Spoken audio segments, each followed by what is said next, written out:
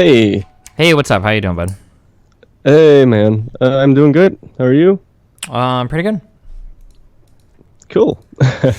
I can't see you. Is that correct? Or Yeah, hold on. Every time I call, I have to do uh, multiple camera things. Okay, cool. What's up? oh, okay. Cheers. Hey, man.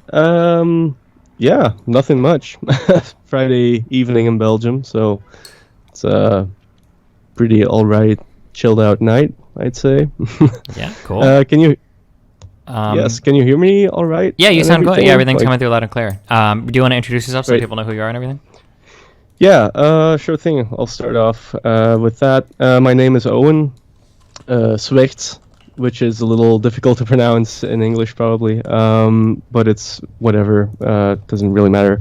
I'm an occupational therapist. I'm 20 years old. I spent some time in academia, like 2 years. Didn't really work out for me. Before that, I spent some time doing, actual clinical practice. And after academia, I went back into practice. Then COVID happened.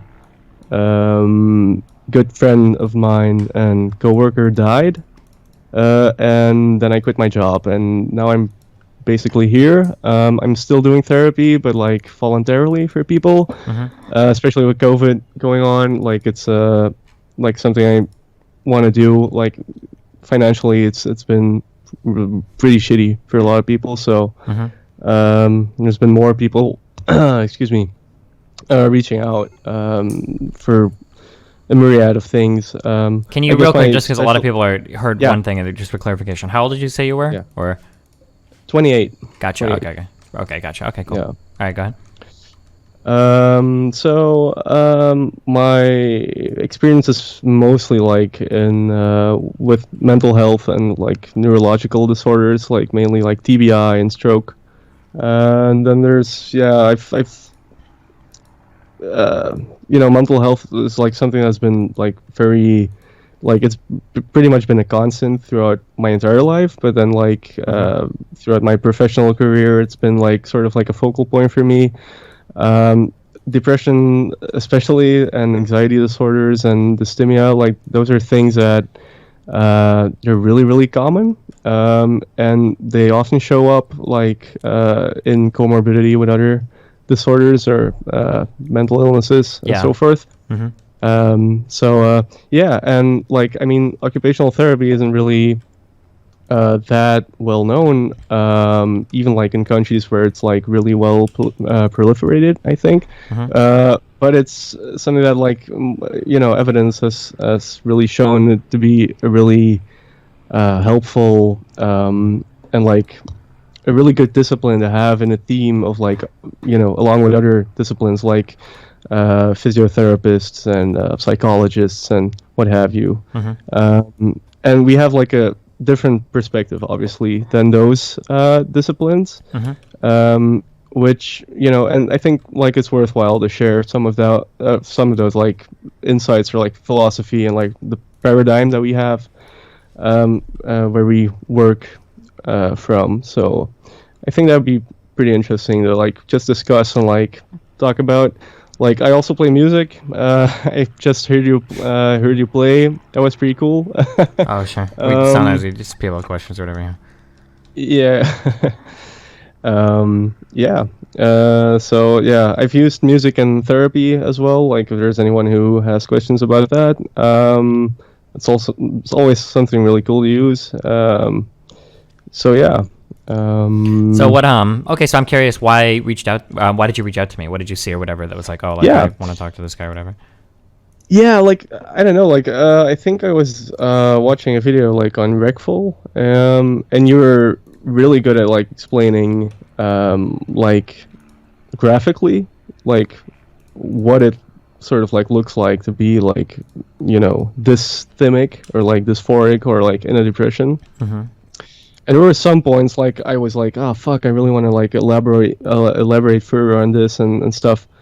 Like I pretty much forgot about all those points. Like I know I agree with like most of it.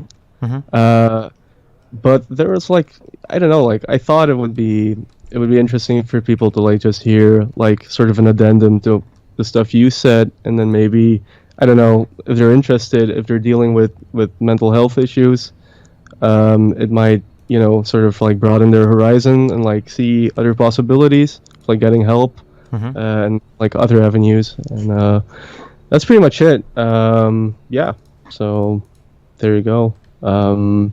Like it's weird because like my girlfriend, she's doing like an internship at a general like what do they call it in English, like general practitioner, right? Well, you're just like a general doctor that people see and you get referred to like specialists. Yeah. Yeah, exactly. So like she's doing her internship there, and like she had a patient like just today who was himself like suicidal as a result of Rickfield's passing. Oh, jeez. So that was pretty interesting to see, especially in Belgium, because like it's not, I mean, I have no idea like how streaming is like represented in Belgium, but like, I'm kind of oblivious to it, so I don't really know. But yeah, it was kind of a strange coincidence, and it's pretty like hard to hear that a public figure who passes away can like have that much of an impact, and she also told me like Rickful was like this huge inspiration to him because he always seemed to like get on top of things again. Then when it happened, like for him, like it felt like that was like the only solution, like the only possible outcome, like in the long run. So yeah, that hit me a little bit. And just with everything going on right now, like I think people are in like really vulnerable positions right now. And by the way, like if anyone wants to reach out to me and like get a session or like get some, just if you want someone to talk to, you can reach out to me too. If you want, like, I don't know, I only have, because like I generally hate social media, but I do have like an Instagram account, so you can like get at me through that. Like I don't know what the best way to like send that information out would be. Sure. Yeah. Yeah, I mean, and I kind of wonder, like, actually, it's something I wanted to ask you. Like, how is mental health like affecting streaming community or communities? Maybe it's like a little bit too broad of a community to like be. I think in general, I would say like the mental health of streamers is pretty atrocious. I think that a lot of people have like pretty normal human problems, and I think that streaming definitely exposes those normal problems. I noticed that people tend towards a lot of certain types of behaviors. Like we have like, I just remember the term like cognitive distortions. Yeah, so like if you read like 100 comments, 99 can be good, one can be bad. The bad one is the only one you see. And when you're getting a massive flood of comments, there's going to be more bad by volume just because of how many people are talking. So like things like that have hugely negative impacts, I think, on streamers. People don't know how long they should work. People don't really know how to take care of their mental health because usually people do it for you. You're not used to like being in charge of it on your own. So yeah, I think that like a lot of streamers have a lot of problems relating to or figuring out like healthy ways to engage with their job. Yeah, that makes sense. Like a little bit, but yeah. Like on the other hand, like it's like you said, like it seems to me like a lot of those people can get like support from like a large group of people like all at once if they wanted to, but like I don't know if that's like the most healthy way to deal with shit. But like I mean, yeah, but I can imagine for sure. It's also something that I really wanted to talk about is like because of like being an occupational therapist, like I'll get into that a little bit. So occupational therapy is like basically we get lumped into like the same group as like speech therapists and physiotherapists, and we're like allied health professionals, right? But like the thing that we really work on is like people's functioning from like like on a daily basis. Like physiotherapists, for example, like they will work on like muscles and joints and what have you. Occupational therapists will look at like what a person is doing, what's like meaningful to him or her to do, on a daily basis, and then when there's problems within that functioning, we'll take a look at like, okay, which part of this problem is like physical, or like is a sensory issue.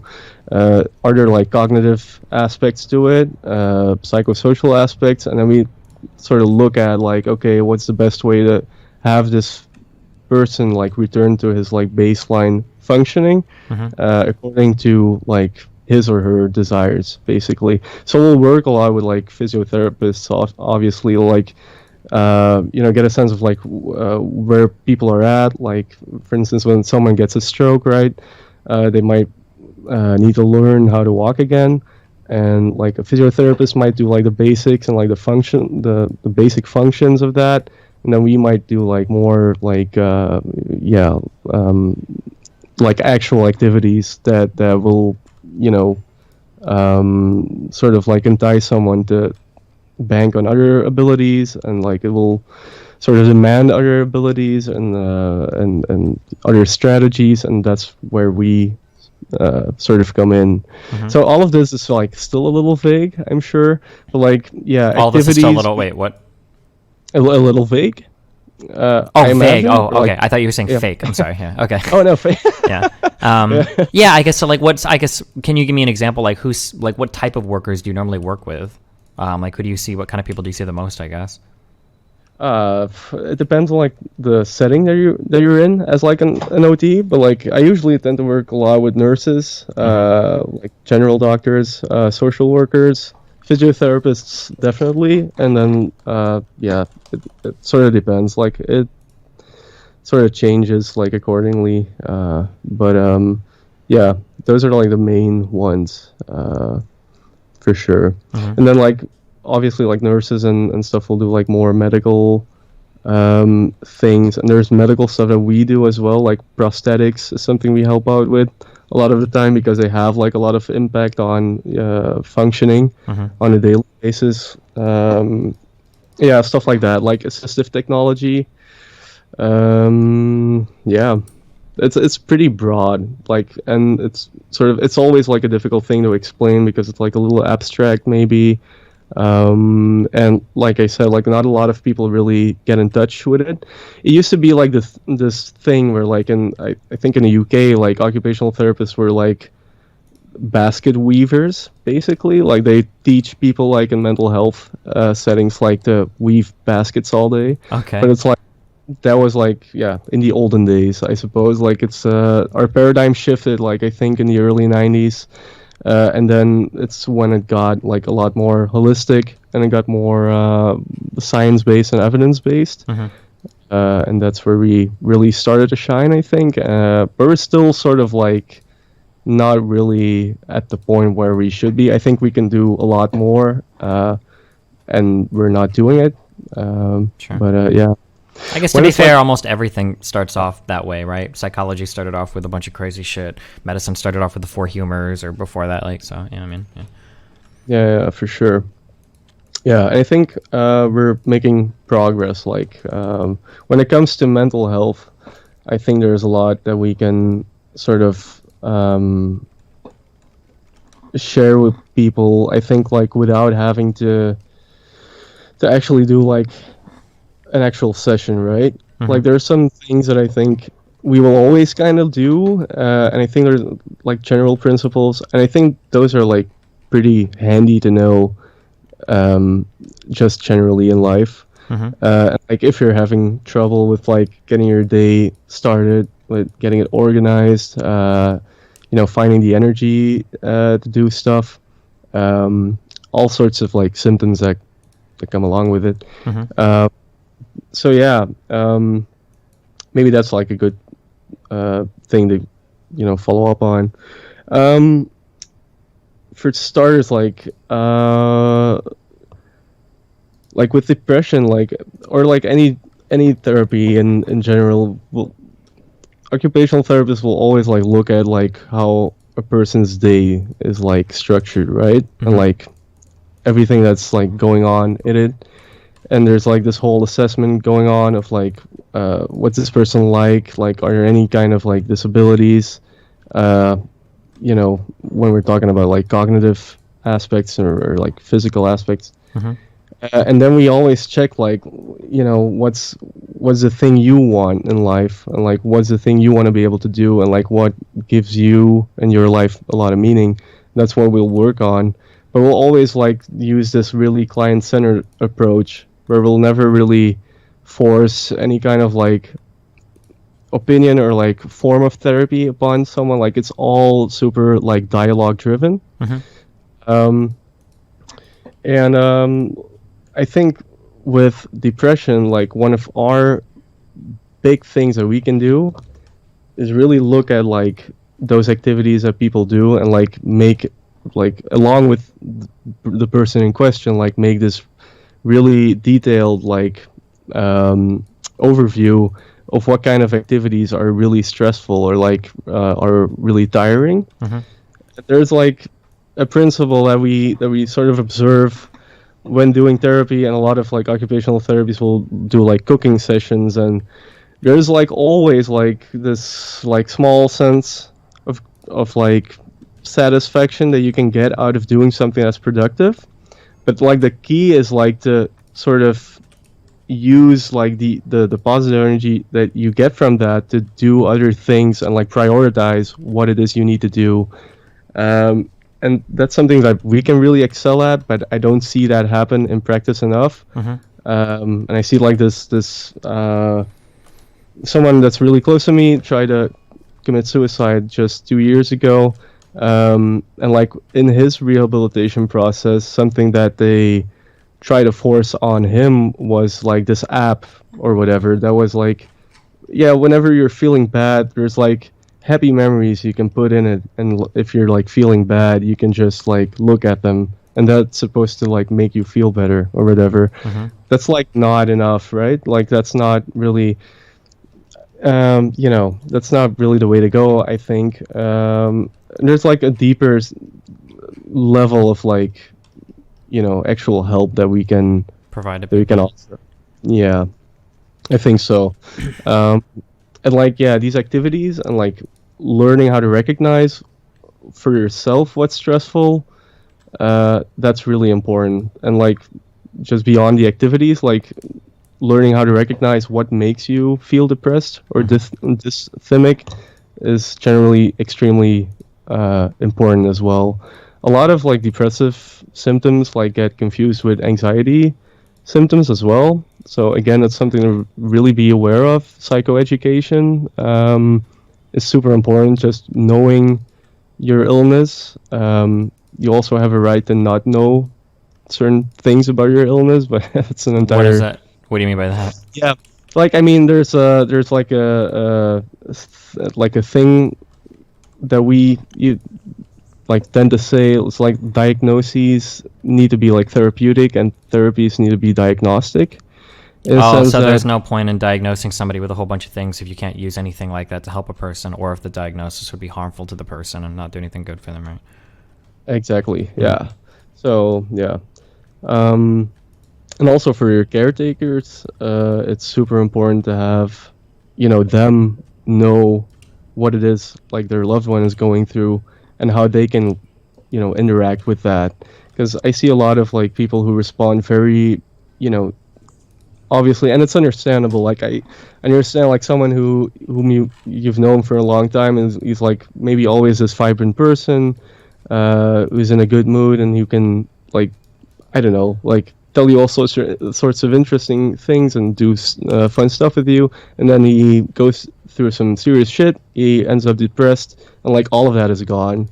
And it's sort of like this person that you knew, like he's there, but he's not really there. And like I get that, that's like sort of like a shock, and it's like difficult to adapt to that, maybe. And it is stressful to take care of someone who is going through like serious shit. It is. But again, like it's really important to sort of recognize where certain behavior is coming from, certain thought patterns, and like you can do a lot of good things for your loved one as a caretaker because you have like this bond of trust, right? There's a lot that you will be able to get out of them that like medical professionals might not, because like they don't have that kind of relationship. Sure. and that's something that, it's definitely worth using that to your advantage. But it's important to like, and this is something that you said as well, I think, like, make sure you don't get burnt out taking care of someone. Make sure you sort of like always keep your own boundaries in check. Yeah, Hmm. that. Yeah, because And caretaker burnout is like a really, I mean, even in like medical professionals, like therapists yeah. or nurses, or not nurses, nurses or whatever. I mean, you said you work with them a lot, right? Can experience a lot of burnout and stuff. Yeah. Like even like students of in med school have Hmm. like high fucking numbers of burnout, and yeah, for sure. And this is also something that's, I think, interesting to talk about, is burnout and like help, professional help for caretakers and medical professionals. Hmm.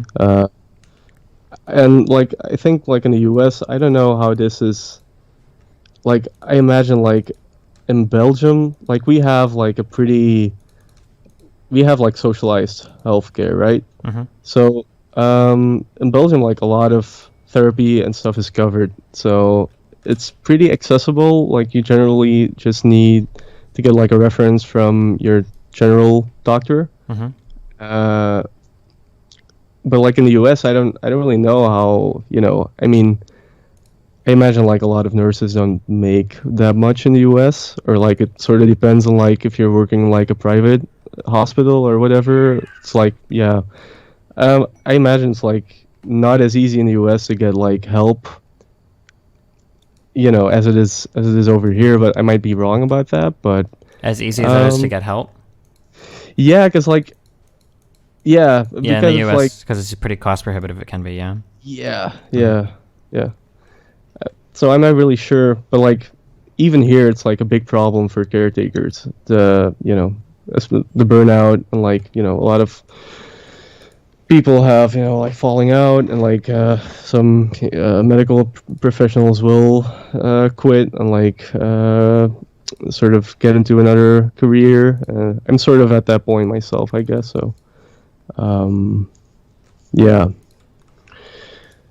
There's another thing I think about, like the caretaker aspect of it. Like, um I was thinking about this. Yeah, like there's another thing in mental health, which is like, this might be like a misconception. Like, you always have to be like super kind. That's not super the case, per se, as well.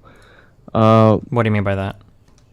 yeah, like there's also like this method that we use, like when someone's like super reluctant to like get activated to do things. Hmm. Like, we might sort of like wanna entice that person just a little bit, or like sort of not force them, because like that's obviously like a super like not done thing to do for me. Hmm. uh but there are ways to like have someone like come on and like meet a middle ground, or like, you can be a little bit strict sometimes, or like be a little bit like, come on, you really need to do this, like, no bullshit, Sure. just fucking do it.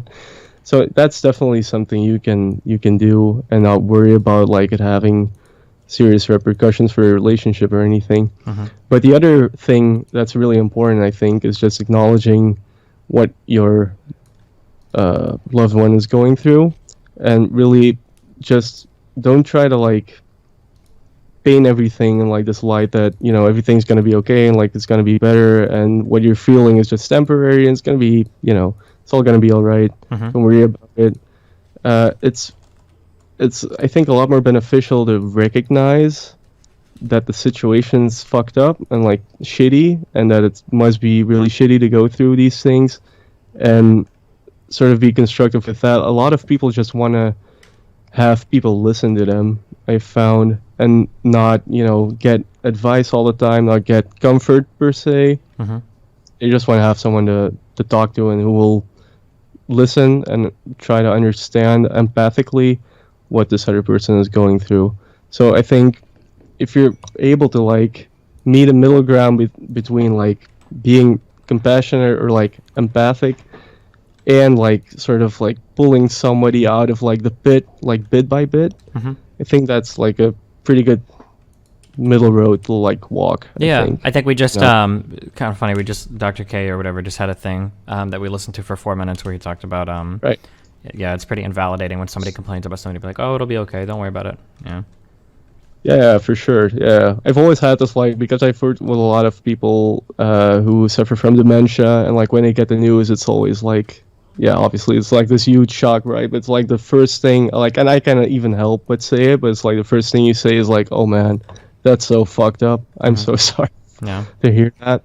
So yeah, I mean, and that works. That definitely works. And yeah, just be understanding and like.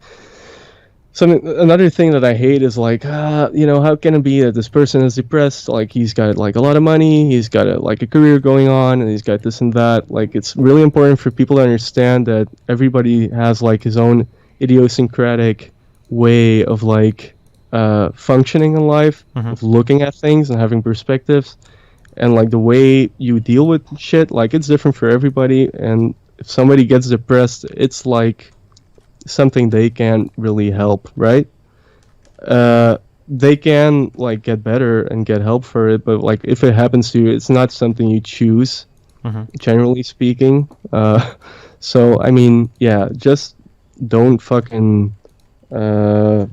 say to people or like tell them like just forget you have the depression or forget you have the anxiety, you know.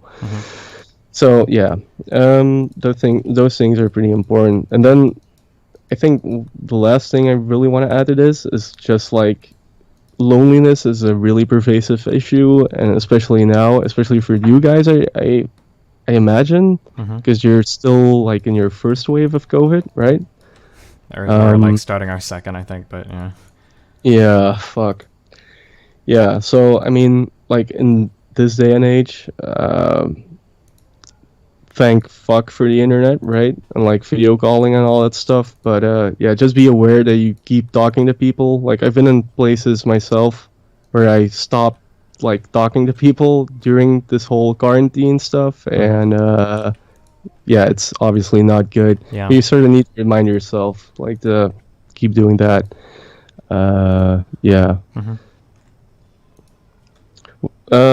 Something like I maybe want to ask you, like, how's this COVID shit been working out for you? Like, where you are, like.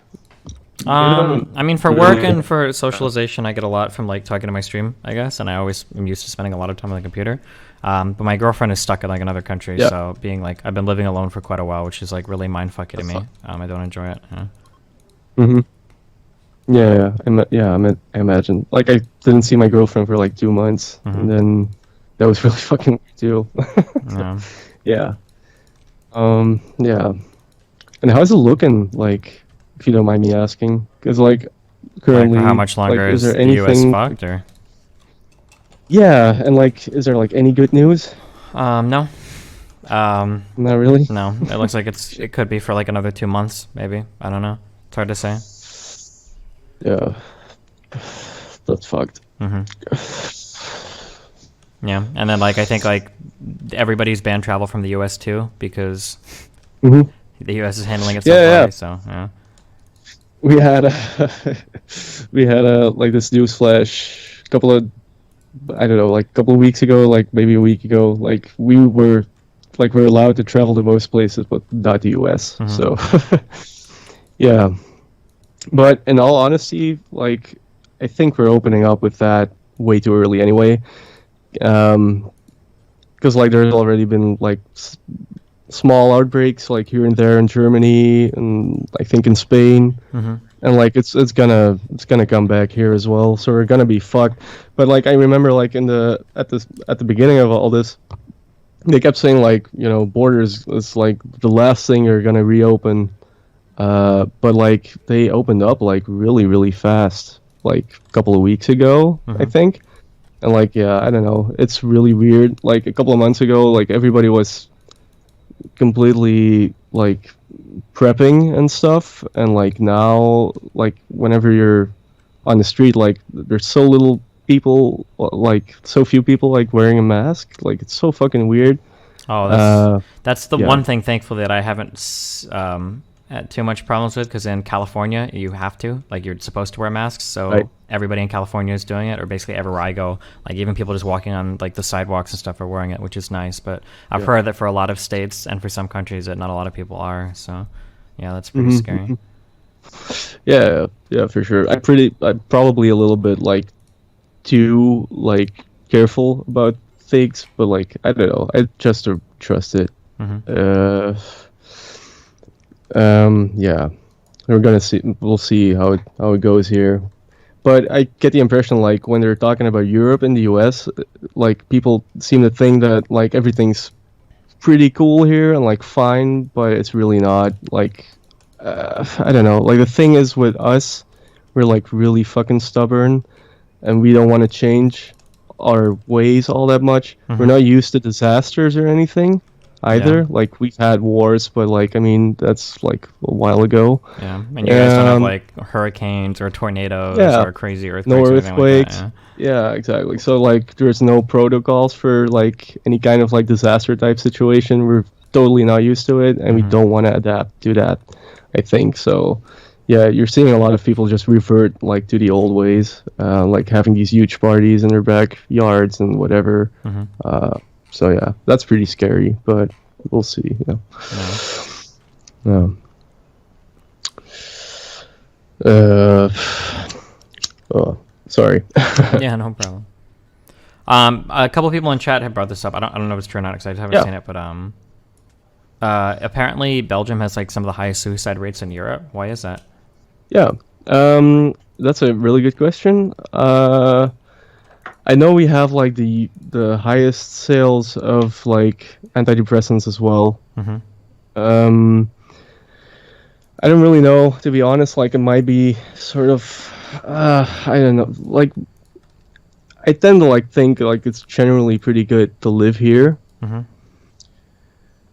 Um, but I'm not quite sure. Like for a lot of people, and like there's a lot of like I think like historically like and there's like places where like mental health and like poverty are pretty high, I suppose. And Hmm. yeah, I don't really know. I've always like sort of noticed this sort of it's hard for me to put into words, but I guess like this really like neoliberal way of like looking at working and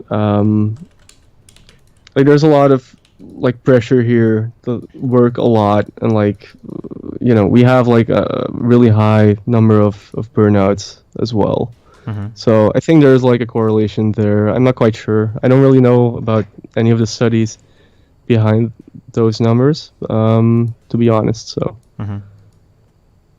yeah, but it doesn't really shock me. Like on the other hand, like because of like I know that we have like big problems with depression.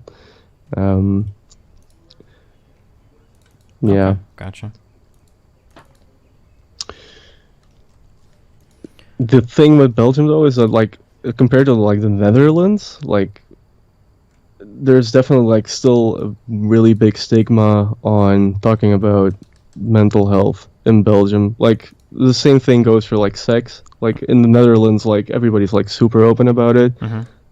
Drugs is like the same thing. Like they're just like a little bit more open about those things, and like we're kind of like grumpy, introverted farmers Okay. for the most part. So like I don't know. I think yeah, it's kind of like this cultural thing as well, where we just don't really talk about it, or like it's like the sign of weakness when you expose those things about yourself to other people here. Hmm. I guess like everybody expects you to be like super high functioning and to be very productive and that have a career and like start a family, and there's like a lot of expectations here that I guess which is true for the Flemish part of Belgium, not so much I think for the French part of Belgium. They're generally speaking like a lot more chill, I think, than so like for those who don't know, there's actually like three main languages in Belgium, like Dutch, French, and German. Jeez. I Yeah, so I live in the Dutch speaking part, which is Flanders. Mhm. I actually live pretty close to the Dutch border as well. And then there's the French-speaking part, and there is Brussels, which is primarily French speaking. We also have like legislation that's, you know, it's cut up. Like there's a federal government, and then we have like separate governments for like the smaller parts. Mhm. And then there's been a rise in extreme right wing ideology and like political activity, and it's been gaining a lot of traction in Flanders, especially, not so much in the French part. So yeah, Damn. Okay. yeah. Have you ever been to Belgium, or like, is there anything you know about it? Nope, not at all. Nope, I've never been there before. No, been to Germany, Uh, Poland, France, the UK, and Sweden, but never Belgium. There's not that much you're missing out on, except for maybe beer and chocolate, Yeah, I guess. I don't like But- beer at all, but maybe the chocolate would be interesting. Yeah. Why did I generally don't really. Yeah. you mentioned Sorry, that you go were ahead. thinking about quitting? Why? So,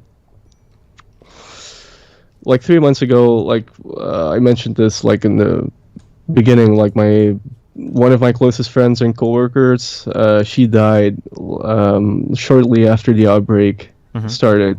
Like we were working like in this geriatric ward, I guess you could say. Mhm. It's like a lot of people with dementia and also depression, Yeah. psychotic disorders, stuff like that. Mhm. And so like for us there was like this looming sort of fear that like if it's gonna come here, like we're gonna be fucked, because like everybody's gonna die if they're gonna get it. Like there's so much, like heart disease and whatnot. So we were like feeling this anxiety a little bit, but obviously, like you have no idea of what's coming, and so like there was like very little protection for us. Mhm. And that sort of persevered even after she had passed. So I mean, yeah. So how it went was she got sick at work, but we had like no idea that she had like any symptoms or whatever. She just got a fever. She came to work. She had like some other complaints, and like the thing for us, and like especially for nurses in Belgium, is like they're like a high risk group for burnouts, because like they work so many fucking hours, and like it's pretty insane like what kind of work they need to do. So Yeah. like she was struggling with like physical complaints and like allergies, and she had like adverse reactions to certain painkillers. And then her boyfriend had it. She got a fever shortly after, like he sort of started getting this cough, and then she went home, and like I saw her like on Tuesday, and then 2 days after that, I didn't see her, which I thought was suspicious, because like she was always there when I was there. Mhm. And then I got home, and like I told like my colleagues, like I'll text her whatever, like I'll hear something from her, and then I'll let you know what's up. And then I got a call or like a text saying like, yeah, she died.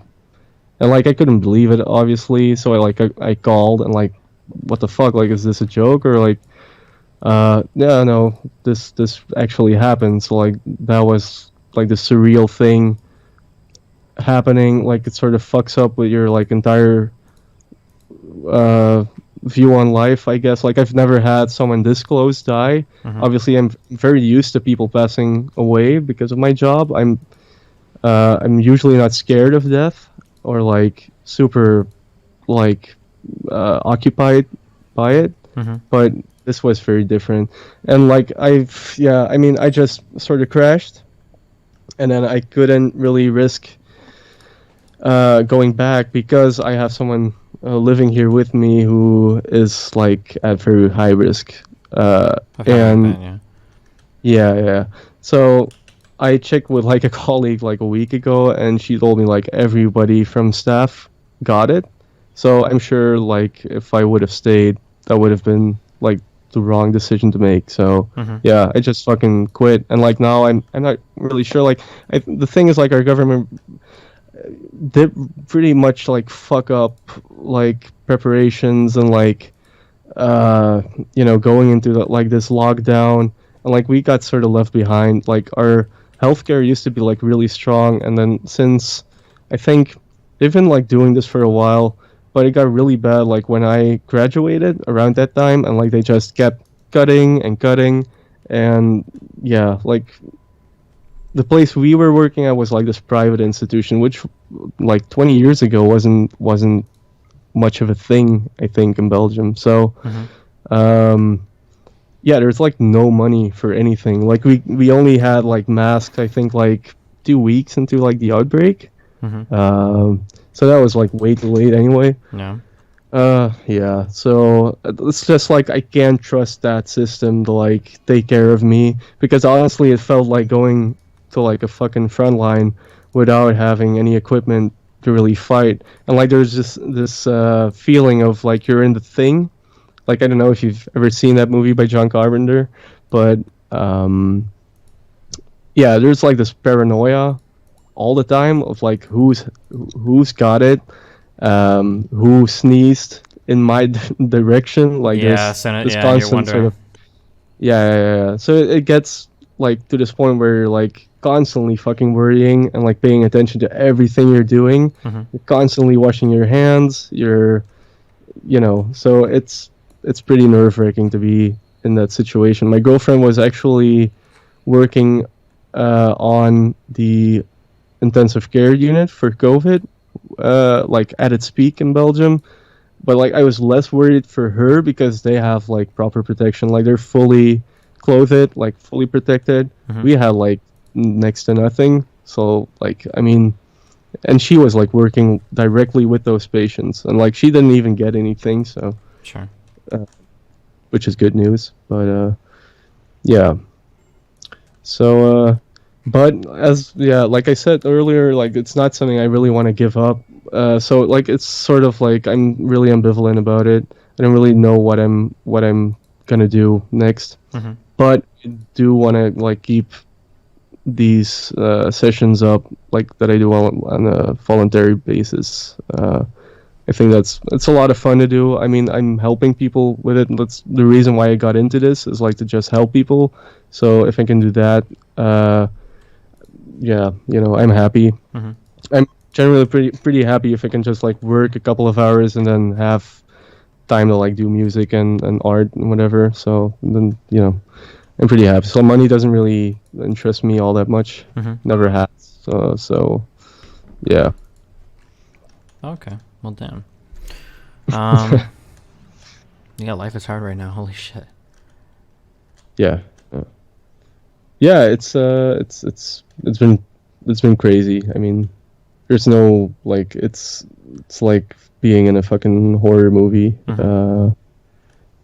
It kind of felt like Stephen King or something, like being in a book. Like there's like the setup, and then something shitty happens, and there was like this huge shift in dynamics within our team as well. Mm-hmm. It's like people really went all conspiratorial with their stuff, and yeah, they actually publicized this whole passing away for like a Facebook post, and like national news coverage which was really really weird as well. Mm-hmm. She would have hated that, and they just went all out on that, which was really weird to see as well. Yeah. Yeah, it's generally just really fucked up.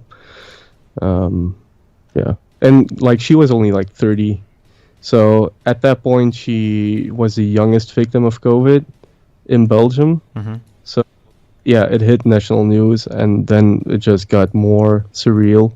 Um, yeah, Yeah, damn. yeah. I think this is like in the U.S. as well. Um, I can only have like a lot of compassion for people working like in healthcare right now, especially in the U.S. Mm-hmm.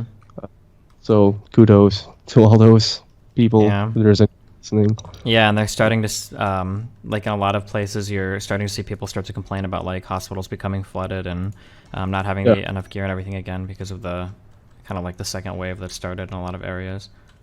Mm-hmm. Mm-hmm. Yeah, I had some. I took a couple of classes when I was in like in university. There was this guy who was telling us about like how hospitals, like the most efficient way to run a hospital is to make sure there's like almost nobody there in the hospital. Like there's no beds being filled up and stuff like that for like if something really shitty happens like this, then there's a lot of space to, to have these people, you know, get them taken care of. Whereas now I think in Belgium this is like an actual problem.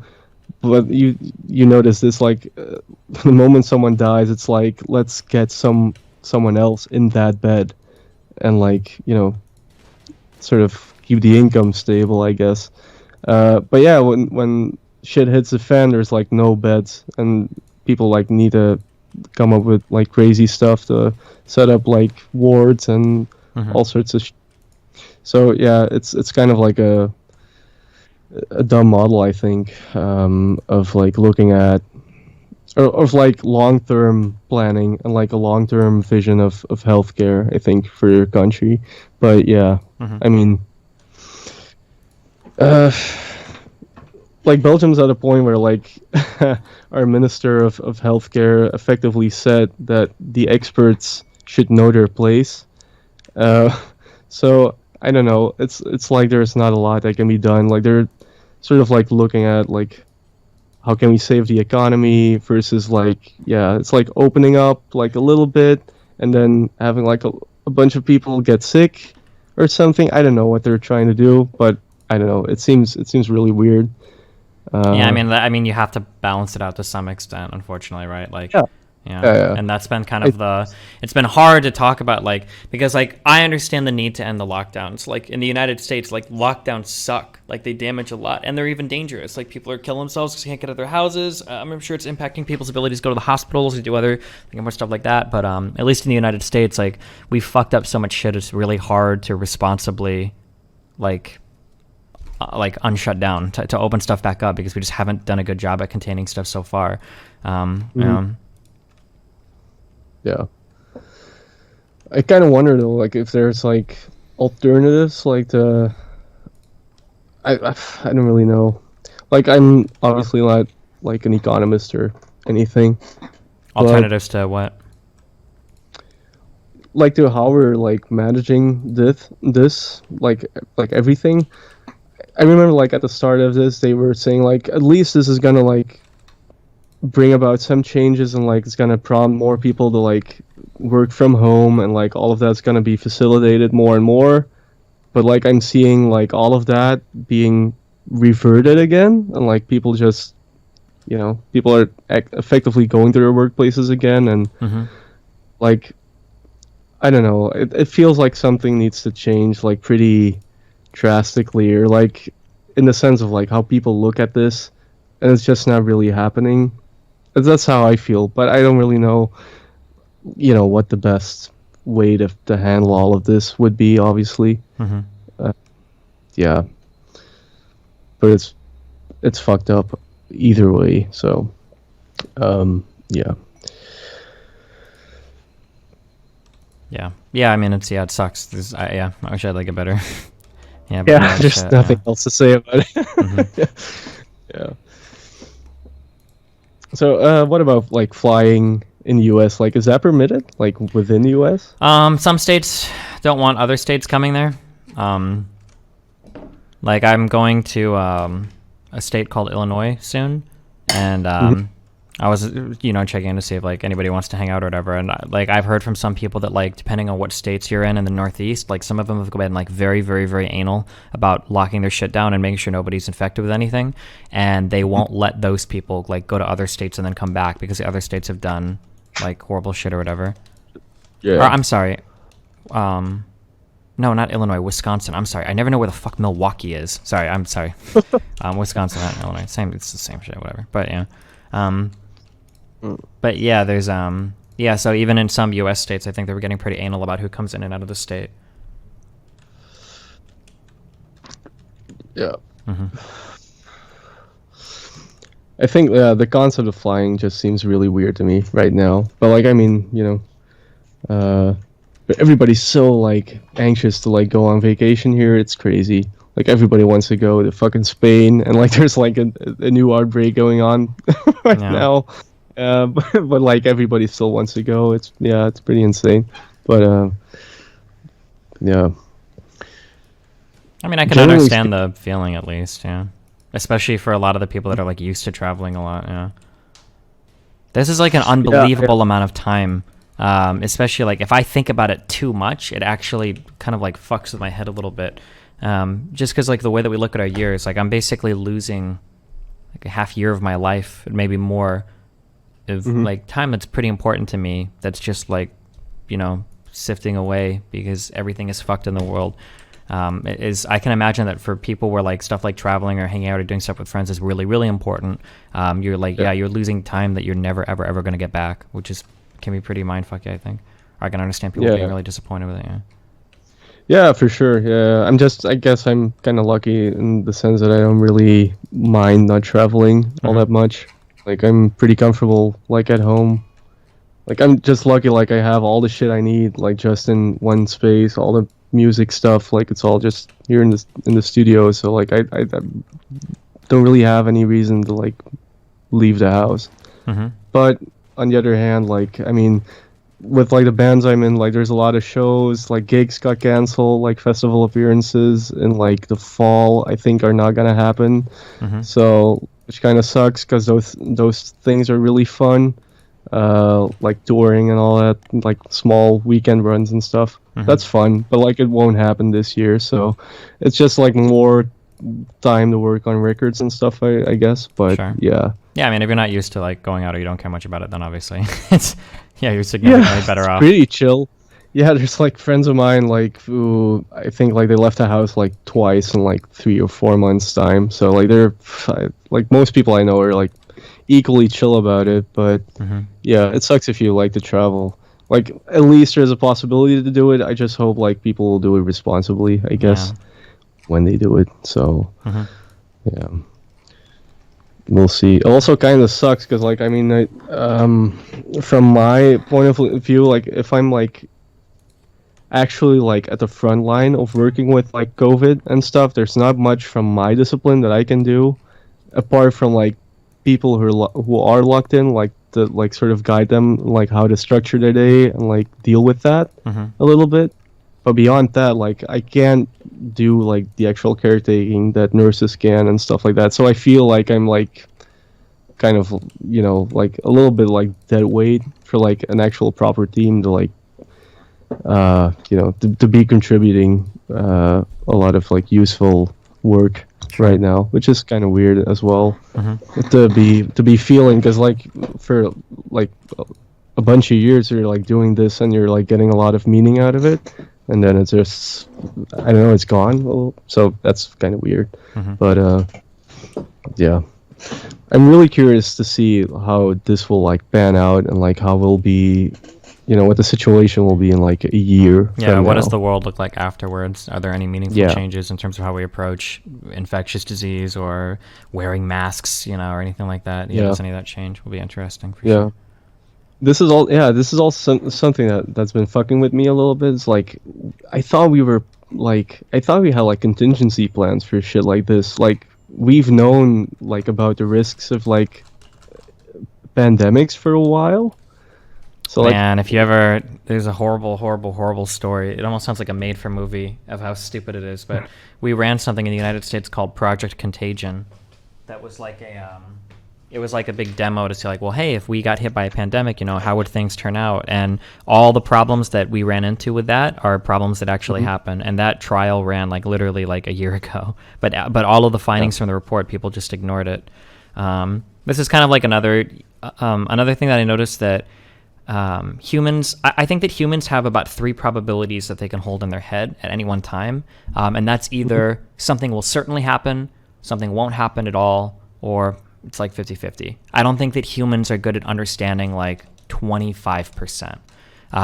Because for instance, like a lot of people will be shocked if like a 25% event happens. They'll be like, oh my God, that's crazy. No, it's like 1 in 4.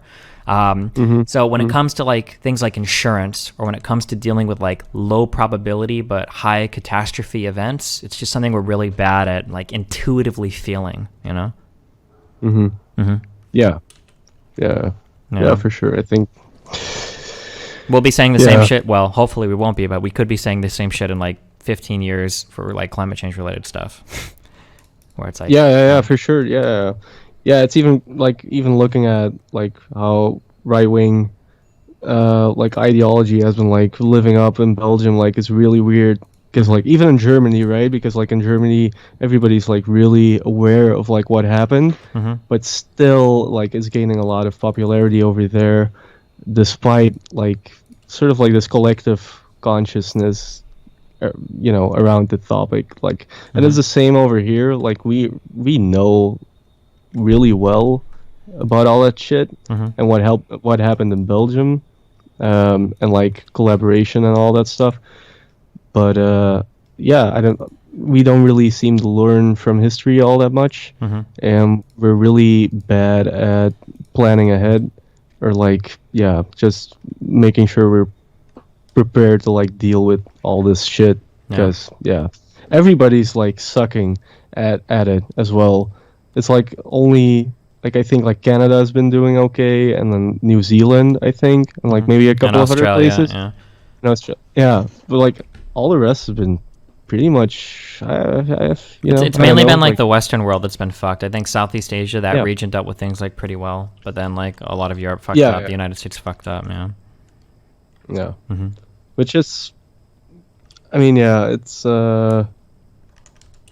funny that it's actually that's actually happening. Like you would think that countries would communicate more and that we like exchange information about all Nope, this the stuff. U.S. And it is- literally just left the WHO. Yeah. So yeah. Yeah. So hey, yeah, that's true. Wait up, I'll need to find my lighter.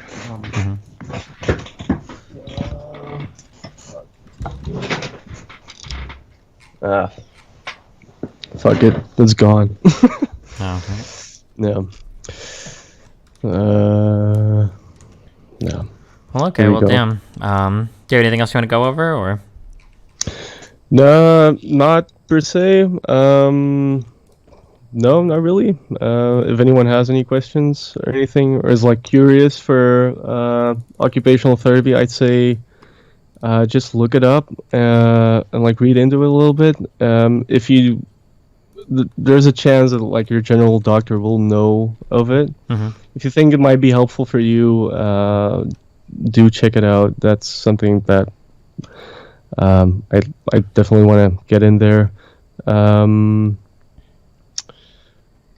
mean, it's been really cool hanging out. It's been fun.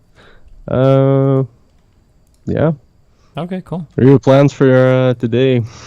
I think I'm talking to a guy running for Congress in a few hours, and then, yeah, otherwise just streaming and memeing, same as always. Yeah. Keep it up. Yeah, thanks a lot, man. Cool, man. If you ever have any like specific issues or anything comes up, you can always message me. We can chat about it. Yeah. Cheers. That's cool, man. Yeah, it's been really fun. And catch you later, maybe. Yeah. Cool. I'll see you later, man. Bye. Cool, man. Bye. Editor should have gotten a contract. It sounds like you should have gotten something in writing. It sounds like blah blah blah, and it's like, that's an interesting take there, my fellow communists.